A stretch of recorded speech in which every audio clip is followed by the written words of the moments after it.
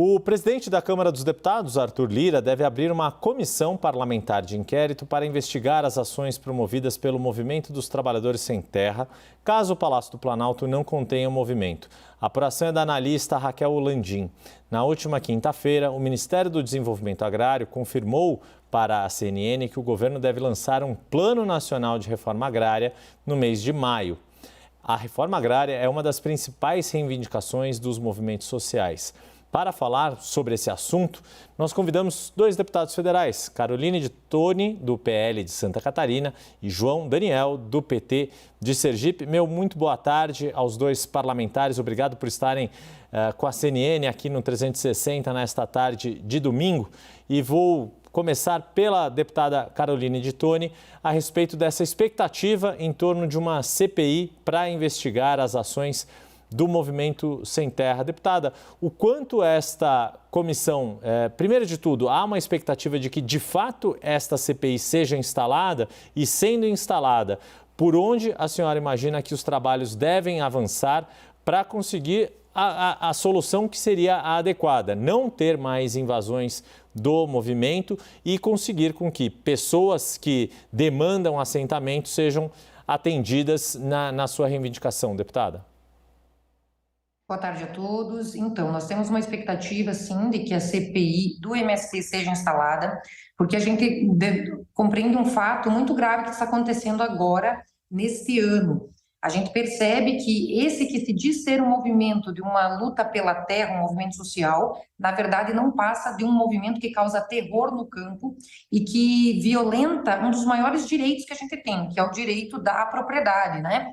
E também o Stedley, que é o líder do movimento, ele anunciou que teria o Abril Vermelho, uma onda de novas invasões, uma guerra no campo, e a gente fica chocado em ver que o presidente da República e seus ministros, em vez de coibir esse que é um movimento, no nosso entendimento, que comete crimes, porque invasão de propriedade é crime, né? Porque o direito à propriedade está resguardado pela Constituição e pelas leis, ele não só estimula isso, como ele coloca esse líder desse movimento de terror no campo no seu avião presidencial, leva para a China e no retorno ainda nomeia em mais de 19 estados os superintendentes regionais do INCRA, líderes do movimento. Então isso é muito grave, a gente tem que saber, sim, o Brasil quer saber quem organiza, quem financia e como se dá esse movimento que, em vez de trazer a reforma agrária tão esperada, na verdade, ele destrói a propriedade privada, gera insegurança e ataca aquele que é o principal pilar da nossa economia, que é o nosso agronegócio. Deputado João Daniel, faço a mesma pergunta ao senhor para começar. Por onde, caso essa CPI de fato seja instalada na Câmara dos Deputados, qual o caminho que o senhor acredita que deve ser trilhado por essa comissão para se chegar numa situação de pacificação do campo? Olha, boa tarde a você, boa tarde à colega Caroline.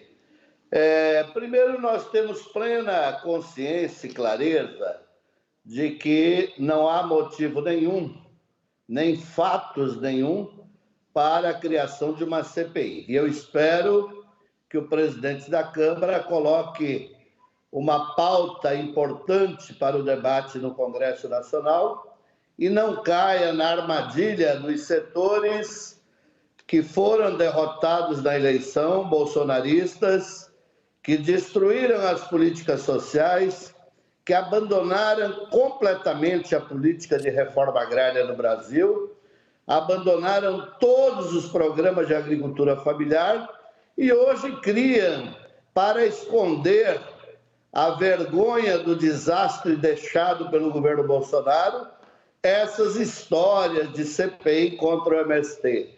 Olha, eu diria a você e a todos que nos acompanham neste momento que o MST é uma organização muito coerente, séria, histórica neste país. O MST, nenhum grande agricultor que produz neste país, com toda a legislação sendo respeitada, tem qualquer receio ou medo do MST. Ocupações de terras são legítimas, houve desde que o Brasil se entende como nação, porque nós somos o único país, como poucos da história da humanidade, que fez a chamada libertação dos escravos, mas não fez a reforma agrária.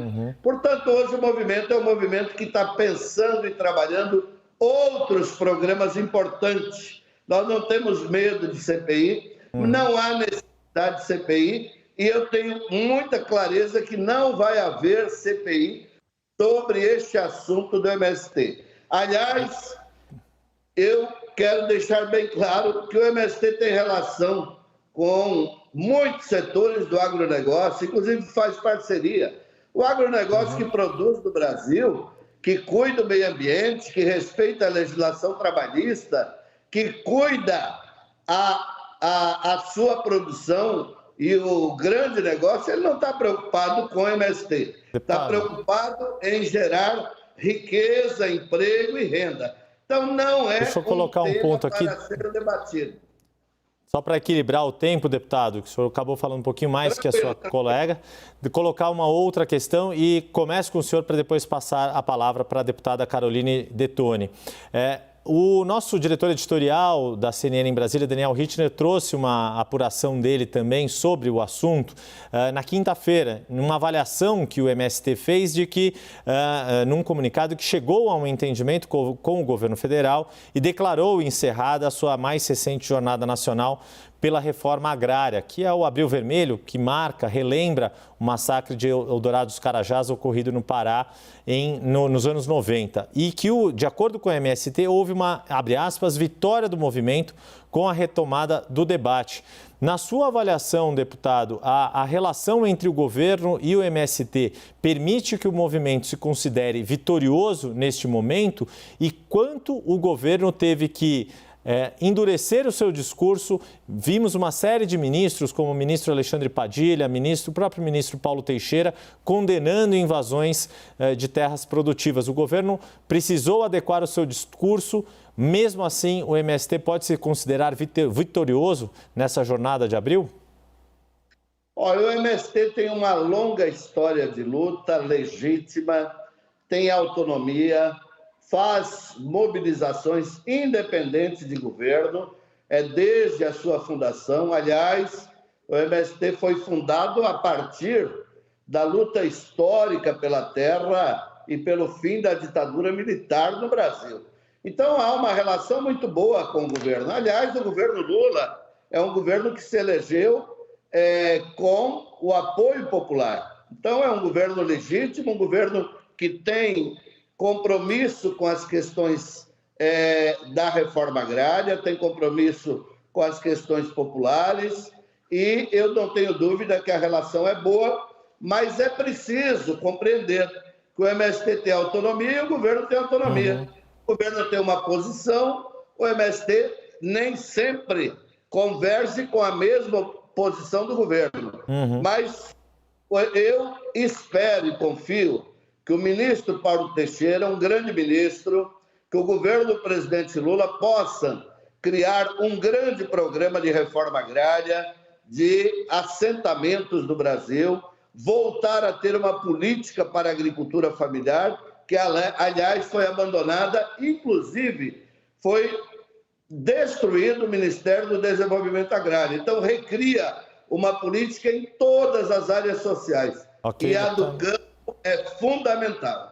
Obrigado, deputado João Daniel. Passo a palavra à deputada Caroline Detoni com a mesma questionamento. Se essa relação do governo federal atual com o MST permite que o movimento se considere vitorioso, como eles colocaram, e o quanto esta relação do MST com o governo Lula está diferente do que em outros governos, ou se não, se na avaliação da senhora o governo ainda seria leniente ou algo do tipo com o movimento. É uma vergonha, é um escândalo e um absurdo que um governo que queira ser sério, que respeite as leis do Estado de Direito e a Constituição, tenha conversa, se reúna e faça acordos com um movimento que, como eu falei e repito, é um movimento à margem da lei, é um movimento criminoso que invade a propriedade privada, ou seja, em vez de eles lutarem, em vez de eles trabalharem para ter o direito à propriedade, eles invadem a propriedade alheia, propriedades produtivas, colocam mulheres e crianças de escudo para poder chegar nas propriedades produtivas, tocar o terror no campo, ou seja, queimando o maquinário, queimando lavoura, e muitas vezes, como foi o caso do aquele que foi preso, do Zé Rainha. Ele extorquia fazendeiros para não invadir as propriedades. Ora, um governo que senta com um movimento que, no meu entendimento, no entendimento da lei brasileira, é um movimento, ocupação da terra é crime pela invasão e violência, que são os métodos utilizados pelo MST, nós achamos escandaloso essa aproximação do governo federal com esse movimento. E, ao contrário do que disse o deputado, o governo Bolsonaro, sim, esse sim fez reforma agrária verdadeira. Por quê? Porque durante o governo Bolsonaro, de 2019 a 2022, foi o maior número de entrega de títulos de propriedade para as pessoas. Mas o que faz o MST? O MST faz ao contrário, o movimento. Eles dizem que fazem a suposta reforma agrária, mas deixam essas pessoas reféns do movimento, porque eles não entregam o título, eles não dão autonomia, independência financeira para essas famílias. Eles mantêm elas cativas do movimento para que façam essa eterna revolução no campo durante 20, 30 anos. E o que o Bolsonaro fez? Ele foi lá e deu titulação de propriedade para mais de 400 mil famílias no Brasil. Foi o maior registro histórico de entrega de terra para a agricultura familiar. Falando em agricultura familiar, quero aqui complementar, porque eu sou de uma região de Santa Catarina, região oeste, que Santa Catarina são pequenas propriedades rurais, aqui é feita agricultura familiar, aqui é feito um modelo cooperativista que funciona, né? A maior cooperativa do Brasil, que é a Cooperativa Aurora, tem 70 mil famílias de cooperados e pequenos agricultores e funciona. E essas pessoas todas adquiriram suas terras por meio do trabalho, não por meio da invasão de propriedade alheia, que é crime. Então, nós achamos escandaloso que o governo faça isso, mais um motivo para a gente estudar essa ligação do governo federal com esse movimento. E mais, tem outro dado importante. Durante os governos de esquerda, Dilma, Lula, era cerca de 250 invasões por ano. No governo Bolsonaro, caiu para 9, em média 9 por ano, mostrando que essas novas invasões que a gente vê agora, elas são todas em estados, se vocês forem perceber, onde os governos de estado são de esquerda. Por quê? Porque a gente sabe que a polícia estadual, quando há um crime, ela vai combater. Então, por que nos estados onde tem governos de direita não são feitas invasões do MST, mas sim em governos de esquerda? Porque há uma certa conivência com esse movimento de terror no campo. Por isso que nós somos contra e nós somos a favor da abertura da CPI, e o presidente Lira já tem um parecer favorável da mesa para instalar. Ou seja, se não pararem com essas invasões de propriedade alheia, vai haver a CPI sim. E nós, a Frente Parlamentar Agropecuária, nós já entramos também com um pedido de prisão preventiva do líder Stedley, porque ele anunciou publicamente que ia cometer esses crimes de invasão de propriedade. Então, nós temos esse pedido na Procuradoria-Geral da República, em outros órgãos da Advocacia da União, porque a gente entende que isso não pode ser permitido, isso gera insegurança no campo, insegurança para os proprietários, e também ataca diretamente o nosso agronegócio, que é a grande força do Brasil. Ok, deputada, agradeço. Já deu para compensar o tempo a mais que havia falado o deputado João Daniel, e agradeço agora a ambos. A gente conversou aqui no CNN 360 com a deputada federal Caroline Detoni, do PL de Santa Catarina, e com o deputado João Daniel, do PT do Sergipe, a respeito dessa possibilidade de instalação de uma CPI para apurar as ações do Movimento Sem Terra na Câmara dos Deputados. Meu muito boa tarde, uma boa semana a ambos.